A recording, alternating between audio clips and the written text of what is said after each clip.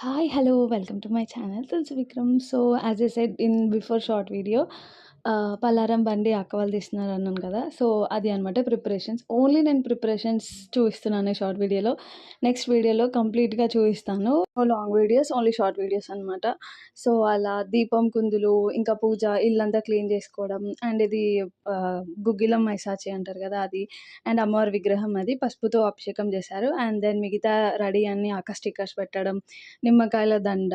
So, ఇవన్నీ preparation నేను మాత్రం ఫస్ట్ టైం చూడడం చాలా హ్యాపీగా ఇట్లా కొత్తగా ఏంటి ఏం చేస్తున్నారు అన్నట్టుగా ఇట్లా.